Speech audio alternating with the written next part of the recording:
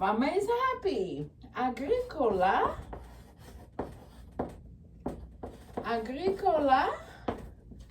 Later.